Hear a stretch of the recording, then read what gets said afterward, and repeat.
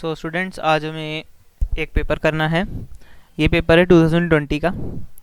तो चलो स्टार्ट करते हैं। तो हम सबसे पहले देखते हैं कि हमें पैराग्राफ दे रखा है। इस पैराग्राफ में क्या कह रखा है? कोलोइडल पार्टिकल्स जो होते हैं that always carry an electrical charge, मतलब उनके ऊपर कुछ चार्ज होता है। बिल्कुल सही लिखा है, विच में भी इधर पॉजिटिव और नेगेटिव, ताकि स्टेबलाइज होता रहिए, पॉजिटिव और नेगेटिव। ठीक है। For example AgNO3। अब AgNO3 क्या है? मेटेलिक कोलाइड, एक तरह से कंपाउंड का कोलाइड है। तो Ag के ऊपर कौन सा चार्ज आएगा? यहाँ पे पॉजिटिव, NO3 के ऊपर नेगेटिव। इसमें Ki सॉल्यूशन डाल दिया गया, तो एक negatively charge colloidal solve obtained हुआ। नेगेटिवली चार्ज कोलाइडल सॉल्व भाई किसकी वजह से आ रहा होगा? NO3 की वजह से, Ag की वजह से NO3। आगे देखते हैं। द प्रेजेंस ऑफ इक्वल और similar charges on the colloidal particles provide stability to the colloid. बिल्कुल सही लिखा है। इसके बाद है and if somehow charge is removed coagulation of sol occurs. अगर किसी भी तरह से चार्ज रिमूव हो जाएगा तो कोएगुलेशन हो जाएगा। कोएगुलेशन मतलब वो जो पार्टिकल्स, फॉर एग्जांपल ये कोई पार्टिकल है, ये दूसरा कोई पार्टिकल है, इनके ऊपर चार्जेस आ रखे होते हैं। यहाँ पे चार्जेस हैं, ये भी सेम चार्जेस हैं, और अंदर क्या है? इनका अपोजिट चार्ज। तो ये क्या करेंगे? सेम चार्ज इनके चारों तरफ होंगे, तो एक दूसरे को क्या करेंगे? रिपेल करेंगे। रिपेल करेंगे तो ये दूर दूर रहेंगे। अगर अभी हम इस चार्ज को हटा दें, अगर ये चार्ज हट जाए तो क्या होगा? चार्ज हट गया तो वो जितने भी हमारे पास पार्टिकल्स थे वो सारे साथ साथ आ जाएंगे, एक दूसरे के अंदर जुड़ जाएंगे, एक बहुत बड़ा मास बन जाएगा। बड़ा मास बनने की वजह से क्या होगा? नीचे बैठ जाएगा। ठीक है जी। तो इसके बाद आते हैं हमारे पास lyophobic sols are readily coagulated as compare to lyophilic sols. अब भाई ये लायोफिलिक और लायोफोबिक क्या होता है? लायोफिलिक सोल्स वो सोल्स होते हैं जो खुशी खुशी बन रहे हैं, मतलब वो बन के खुश हैं। और second one is lyophobic sols. Lyophobic sols बनना नहीं चाहते, पर हम बिजली के झटके मार रहे हैं तो वो बन जाते हैं। तो यहाँ पे ये चाहते नहीं है पर फिर भी इन्हें बनना पड़ रहा है, तो भाई इन्हें हल्का सा भी स्लैग हुआ तो ये दोबारा से एक साथ हो जाएगा। यहाँ पे क्या ये खुशी खुशी बना है, जो भी हम कोई काम खुशी खुशी करते हैं तो उसमें प्रॉफिट ज़्यादा रहता है ना, तो वही सेम चीज़ यहाँ पे है, तो वो अपने आप से नहीं खराब होगा। सेकंड पार्ट हमारे पास, अब इसका क्वेश्चंस देखते हैं। इस पैराग्राफ से रिलेटेड उन्होंने हमसे क्वेश्चंस पूछे हैं 5। तो फर्स्ट क्वेश्चन हमारे पास है the reason of charge. Charge का क्या कारण है सोल्स में? सोल पार्टिकल्स के ऊपर चार्ज क्या होता है? अब भाई the charge on the sol is due to the मतलब प्रेफरेंशियल एब्जॉर्प्शन। अब ये क्या है भैया जी? ये है वही चीज़। ये कोई पार्टिकल था, मान लो ये पार्टिकल किसका था? Ag का। तो Ag के ऊपर क्या चार्ज है? पॉजिटिव का। तो Ki सॉल्यूशन में डाला है, तो Ki सॉल्यूशन में से कौन सा चार्ज Ag को सराउंड करेगा? मान लो इसके अंदर क्या है? Ag के ऊपर पॉजिटिव चार्ज, तो इसके ऊपर क्या आके लगेंगे? आई नेगेटिव्स, बहुत सारे आई नेगेटिव इसके ऊपर आ जाएंगे। ठीक है। तो ये प्रेफरेंशियल एड्सॉर्प्शन है। अब एड्सॉर्प्शन हो रहा है, कोई रिएक्शन नहीं हो रहा है यहाँ पे, सिर्फ इसके चारों तरफ आ रहे हैं ये, तो ये एड्सॉर्प्शन है। और प्रेफरेंस की वजह से, मतलब अपनी मर्जी से कर रहा है, that is preferential adsorption, either positive और नेगेटिव। Ag के केस में नेगेटिव चार्ज हुआ, एंड NO3 जो खुद नेगेटिव है उसके केस में क्या होगा? NO3 के केस में इसके चारों तरफ पोटेशियम आके जुड़ जाएगा। पोटेशियम आके जुड़ जाएगा तो क्या बचेगा? पॉजिटिवली चार्ज बन जाएगा। तो रिचार्ज एक तरह से हो जाएंगे उनके ऊपर, तो वो आपस में चिपकेंगे नहीं दोबारा। नेक्स्ट हमारे पास आता है the presence of equal similar charges on colloidal particles provide stability. Stability क्यों प्रोवाइड कर रहा है भाई? लाइक चार्जेस रिपेल करते हैं, और इक्वल और सिमिलर चार्जेस होते हैं तो बराबर फोर्स से रिपेल करेंगे। Similar means repulsion, equal means बराबर, एंड स्टेबिलिटी मीन्स कि वो आपस में चिपकेंगे नहीं, क्योंकि रिपल्शन और दूर दूर रहेंगे, चिपक तो सकते ही नहीं फिर। तो यहाँ पे हमारे पास आ जाएगा the presence of equal similar charges on the colloidal particles provide stability to it because repulsive forces between similarly charge particles prevent them from aggregating मतलब एक साथ आ जाना, चिपक जाना, बड़ा पार्टिकल बना लेना। When they come closer to each other, अगर वो एक दूसरे के आसपास आते हैं तो उनको इकट्ठा नहीं होने देता, रिपल्शन करके दूर दूर भगा देता है। नेक्स्ट हमारे पास आता है why a negatively charge sol is obtained on adding AgNO3 solution to KI solution. Negatively charge sol क्यों बन रहा है AgNO3 को KI में डालने पे? नेगेटिवली चार्ज सोल इसलिए बन रहा है AgNO3 को डालने पे क्योंकि जब KI सॉल्यूशन है, AgNO3 को KI में डाल दिया तो AgI प्रेसिपिटेट हो जाएंगे। मतलब जो AgI प्रेसिपिटेट होता है वो क्या एब्जॉर्ब कर लेता है? I negative ions from the dispersion medium. Dispersion medium क्या है? यही KI का सॉल्यूशन जिसमें हमने इसको डाला है। तो इस KI के सॉल्यूशन में से AgI I नेगेटिव को एब्जॉर्ब कर लेता है। अब ये I नेगेटिव एब्जॉर्ब होने के बाद रिपल्शन फिर से सोल में क्रिएट हो जाते हैं। नेक्स्ट हमारे पास आता है क्वेश्चन नंबर 4, जिसका है name one method of by which coagulation of lyophobic sol can be carried out. मतलब कोई एक मेथड हमें ऐसा बताइए जिससे लायोफोबिक सोल्स का कोएगुलेशन कराया जा सके। यही पूछा इन्होंने, which coagulation of hydrophobic sols can be carried out. Lyophobic कौन से हैं? नहीं बनना चाहते, ज़बरदस्ती आपने इन्हें बनाया है, तो आप इसमें क्या करोगे? इलेक्ट्रोफोरोसिस, मतलब उसमें से इलेक्ट्रिसिटी पास करा दी। अब जो भी इनके ऊपर चार्ज इकट्ठे हुए थे वो क्या होंगे? न्यूट्रलाइज। चार्ज न्यूट्रलाइज होते के साथ वो इकट्ठे हो जाएंगे और दोबारा से बड़ा पार्टिकल बन के प्रेसिपिटेट हो जाएगा। ठीक है जी। अब हमारे पास आता है नेक्स्ट क्वेश्चन।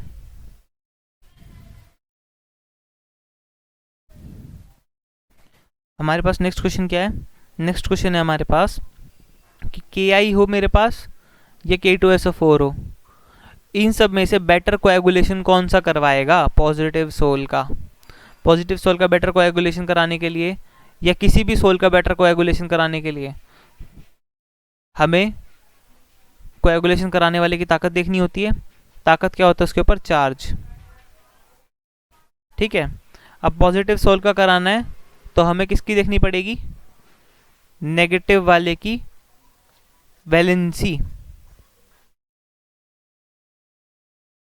पॉजिटिव के लिए नेगेटिव वाले पार्ट की वैलेंसी, मतलब जब मैं इनको पानी में डालूंगा तो एक कैटायन बनेगा, एक एनायन बनेगा, तो एनायन की वैलेंसी देखनी है बेसिकली। तो यहाँ पे एनायन कौन सा है? Iodine versus SO4। आयोडीन के ऊपर क्या वैलेंसी है? -1। SO4 के ऊपर क्या वैलेंसी है? -2। तो कौन जीत गया? ऑब्वियसली ब्रो SO4 जीत गया ना हमारा। जब SO4 जीत गया तो यहाँ पे आंसर हो जाएगा K2SO4 is a better coagulation, मतलब better coagulation agent in positive sol. तो भाई बेटर कोएगुलेशन कौन करेगा? K2SO4। काम खत्म।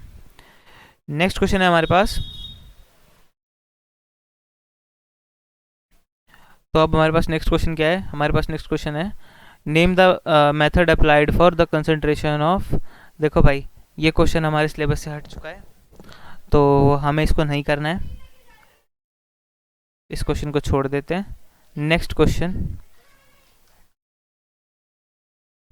आता है हमारे पास आउट ऑफ, ये क्या है? What is this? What can you call this thing? ये रिंग है हेक्सेन वाली जो भी है, और ये क्या है? क्लोरीन। तो साइक्लोहेक्साइल क्लोराइड ये नाम होगा इसका। सेकेंड वन इज हेक्सेन वाली रिंग, एक CH2Cl। क्वेश्चन क्या पूछा इसने? क्वेश्चन इसने हमसे पूछा कि इन दोनों में से SN1 रिएक्शन तेज कौन करेगा। SN1 रिएक्शन में क्या करना होता है? Cl हटेगा, Cl की जगह कुछ और लगेगा। लेकिन यहाँ पे हमें ये देखना है SN1 रिएक्शन में कि जब कैटायन बनेगा, कार्बोकैटायन या कार्बोएनायन जो बनेगा, वैसे तो यहाँ पे कार्बोकैटायन बनेगा, तो वो कार्बोकैटायन स्टेबल किसका है? इसका या इसका? अब इसमें कार्बोकैटायन बनेगा तो पॉजिटिव चार्ज कहाँ आएगा? इस वाले कार्बन पे, यहाँ पे। और जब इसका बनेगा तो यहाँ पे। समझ रहे हो? तो जब यहाँ पे बनेगा, दोनों जगह अलग अलग है। एक जगह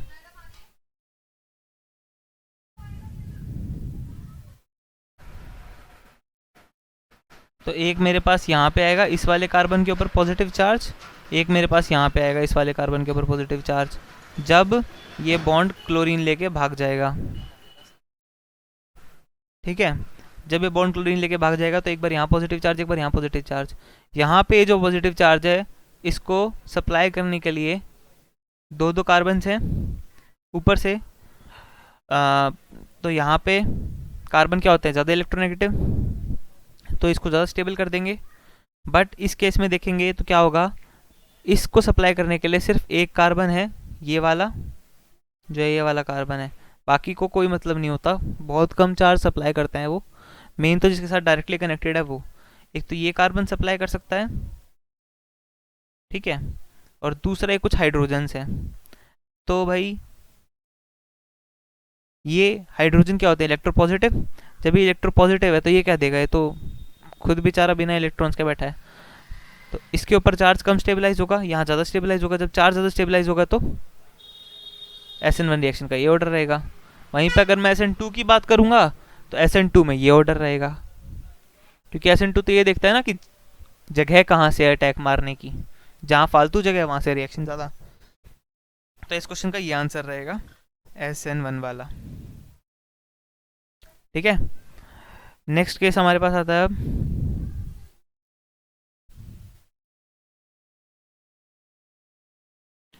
अगला है, write an isomer of C3H9N which gives foul smell of isocyanide when treated with chloroform and ethanoic NaOH।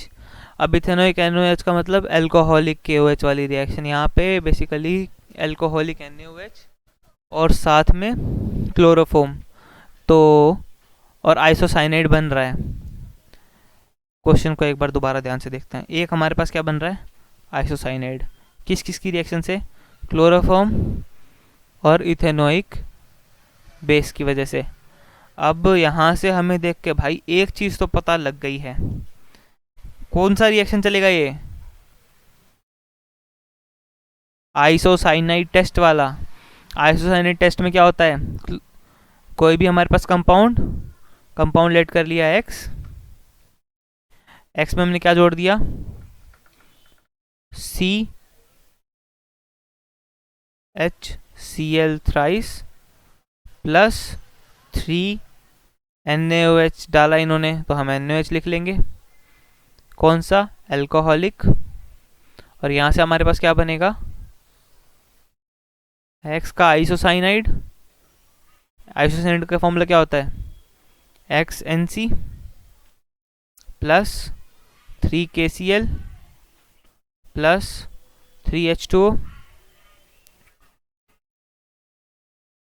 तो अब यहाँ पे देखा जाए, हाँ यहाँ पे KNaCl सॉरी सॉल्ट बनता है ना, तो ये रिएक्शन रहती है। अब इस रिएक्शन का हमें करना क्या है, आइसोसाइनाइड टेस्ट में क्या होता है, एक कार्बन ऐड हो जाता है एंड नाइट्रोजन के साथ जो हाइड्रोजन थे, यहाँ पे टेस्ट किस पे लगाया जाता है, प्राइमरी अमीन्स पे। प्राइमरी अमीन्स मीन्स लास्ट में नाइट्रोजन हो, प्राइमरी कार्बन के साथ कनेक्ट हो और साथ में 2 हाइड्रोजन हो। तो इस कंडीशंस को सबको ध्यान में रखते हुए अब हमें क्या बनाना है, इसका आइसोमर। एक नाइट्रोजन है, 3 कार्बन है, लगा दो भाई, 1 2 3 कार्बन लग गए। प्राइमरी अमीन है नाइट्रोजन, उसके साथ 2 हाइड्रोजन लगना पक्का। इसके बाद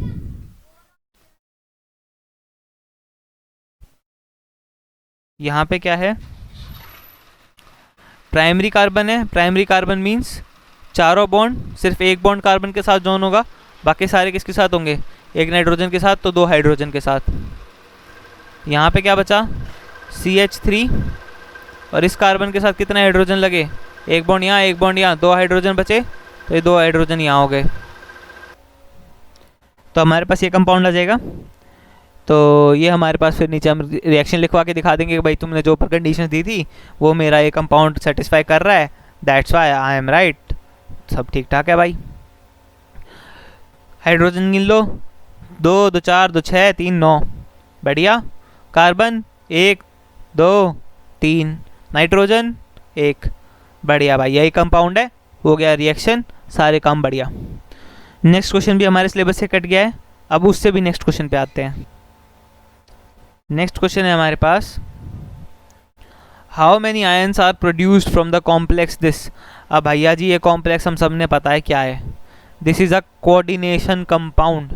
अब कोऑर्डिनेशन कंपाउंड के अंदर ये जो कोऑर्डिनेशन ब्रैकेट्स होते हैं ना, ब्रैकेट्स, ये वाला ब्रैकेट और ये वाला ब्रैकेट हम सबको दिख रहा है, इन दो ब्रैकेट्स का तो कोई कुछ बिगाड़ ही नहीं सकता, ये ब्रैकेट कभी भी नहीं खुलेगा। अब जब ये खुलेगा ही नहीं तो बाहर वाले आयन सल होंगे और अंदर वाला आयन एक भी नहीं बाहर जाएगा, तो यहाँ पे टोटल कितने आयन्स बनेंगे, 2 Cl हैं, 2 Cl अलग हो गए भाई, Cl नेगेटिव कितने 2, प्लस में क्या बना, ये पूरा कोऑर्डिनेशन कॉम्प्लेक्स CO है, ब्रैकेट में NH3 होल 5 Cl, ये पूरा ब्रैकेट क्लोज, इसके ऊपर 2 पॉजिटिव, तो कितने आयन्स बने भाई गिन लो, 1 2 3, ठीक है, 3 आयन्स बने, सी पार्ट आंसर, बढ़िया। नेक्स्ट अगला करते हैं, अगला क्वेश्चन सिलेबस से हट गया, खुश हो रहे हो गए सारे हैं। नेक्स्ट आ गया, द स्लोप, स्लोप क्या है भाई, स्लोप होता है ग्राफ का ढलान। अब वो निकालते कैसे बताता हूँ, LNR वर्सेस टाइम। अब LNR वर्सेस टाइम हमारे पास क्या होता है, हमने एक फॉर्मूला पढ़ा था, क्या पढ़ा था भैया, एक फॉर्मूला हमने पढ़ा था, LNR इज इक्वल्स टू,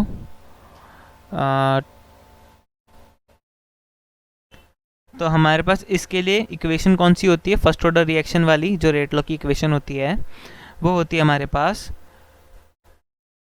के rate constant is equals to ln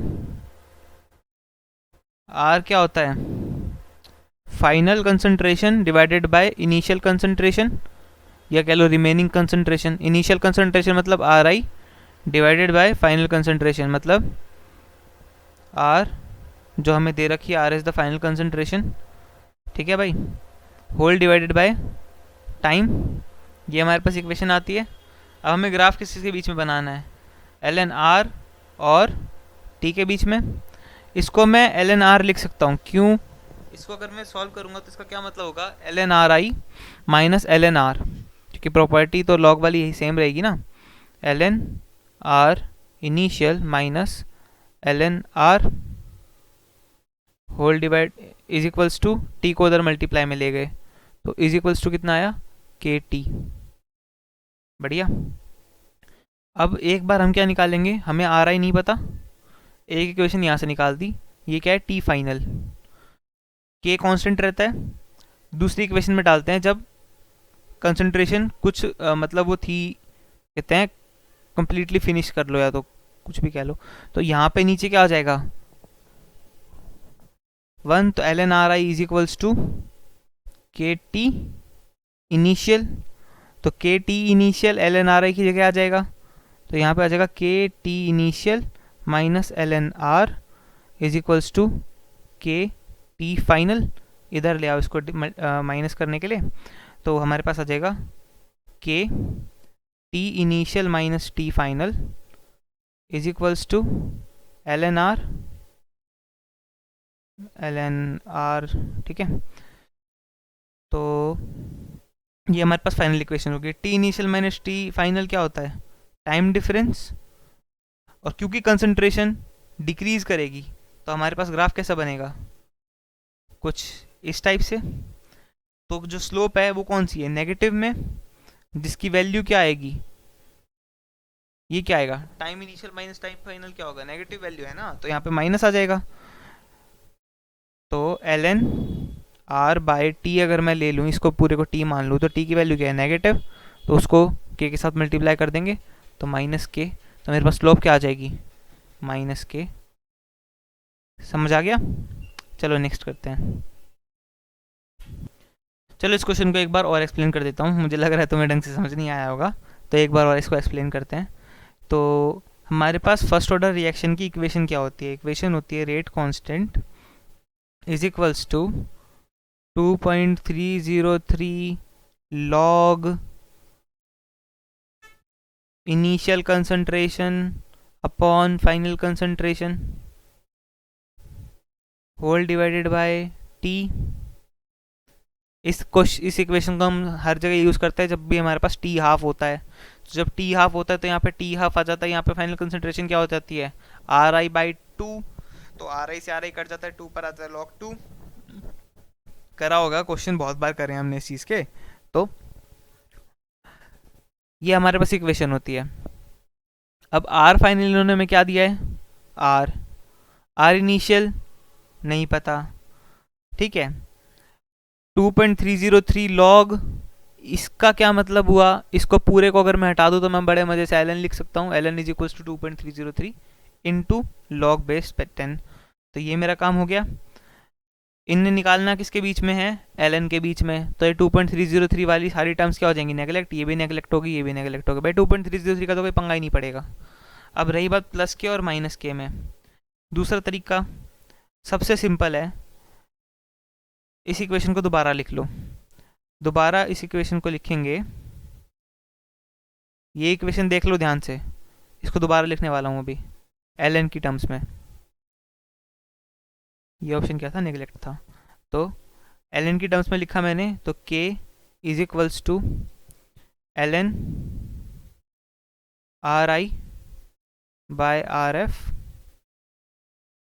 whole divided by T. बढ़िया। अब ln R I by R F, ln A by B is equals to ln A minus ln B. ये property भाई सबको पता है, यहाँ डाल दी। जब इस प्रॉपर्टी को मैंने यहाँ अप्लाई किया तो मेरे पास क्या आ गया? k is equals to ln R initial minus ln R final whole divided by T. अब सबको पता है कि इनिशियल कंसंट्रेशन किसी भी रिएक्शन में फालतू होती है फाइनल कंसंट्रेशन से, पता है ना। तो ln आर आई जो इनिशियल कंसंट्रेशन है हमारी, वो क्या हो जाएगी? More than ln R F, final concentration से फालतू। तो ये जो सब्ट्रैक्शन करने के बाद मेरा रिजल्ट आएगा वो क्या आएगा? ln आर आई माइनस ln आर एफ क्या आएगा मेरा? तो चलो वो छोड़ो, हम एक बात तो इससे देख सकते हैं कि ग्राफ किसके बीच में बनेगा? कंसंट्रेशन और टाइम के बीच में बना दें। और उन दोनों के बीच का जो हमारे पास डिवाइड करने के बाद आएगा वो क्या आएगी हमारे पास? k। तो जब मैंने ये ग्राफ बनाया, थोड़ा सा अजीब बन गया है बट कोई बात नहीं। जब ये ग्राफ बना तो ये क्या है? कंसंट्रेशन। ये क्या है? टाइम। जैसे जैसे टाइम बढ़ेगा वैसे वैसे कंसंट्रेशन डिक्रीज करेगी। तो जब कंसंट्रेशन कंटिन्यूसली डिक्रीज कर रही है तो ये ग्राफ नेगेटिव में, मतलब नीचे की तरफ जाता जाएगा, इस साइड जाएगा। जब इस साइड जाएगा तो ये स्लोप कैसे हो गई? कंटिन्यूसली डिक्रीजिंग या इंक्रीजिंग? डिक्रीजिंग हो गई। डिक्रीजिंग हो गई तो क्या होगी? नेगेटिव। और वैल्यू क्या है इसकी? के। तो आंसर क्या आ जाएगा? नेगेटिव के। अब नेगेटिव के आंसर है तो ऑप्शन लग गया सी पार्ट। बस काम खत्म। सिंपल था ये वाला एक्सप्लेनेशन। तो चलो नेक्स्ट क्वेश्चन करते हैं। नेक्स्ट क्वेश्चन है हमारे पास, a pair this and this will show. अब देखो यहाँ पे क्या है? आइसोमेरिज्म पूछा है, कौन सा है? अब आइसोमेरिज्म का मतलब, यहाँ पे Cl2 अंदर है, Br बाहर है। यहाँ पे Br अंदर है, Cl2 बाहर है, बाकी सब सेम। बढ़िया। तो ये क्या दिखा रहे हैं? इसको अगर मैं पानी में डालूंगा तो आयन बनेंगे। ये पूरा एक आयन बनेगा, दो Br के आयन बनेंगे। ये पूरा एक आयन बनेगा, दो Cl के आयन बनेंगे। कंपाउंड के फॉर्मूले सेम है, बस अंदर बाहर का फर्क है थोड़ा सा। अब इसका क्या मतलब हो गया? ये क्या दिखाएगा हमें? आयनाइजेशन, आइसोमेरिज्म, क्योंकि आयन्स अलग अलग बन रहे हैं। फॉर्मूला तो सेम है ना, आयन्स अलग अलग बन रहे हैं, तो आयनाइजेशन, आइसोमेरिज्म। ठीक है। नेक्स्ट क्वेश्चन है हमारे पास, अल्फा हेलिक्स स्ट्रक्चर।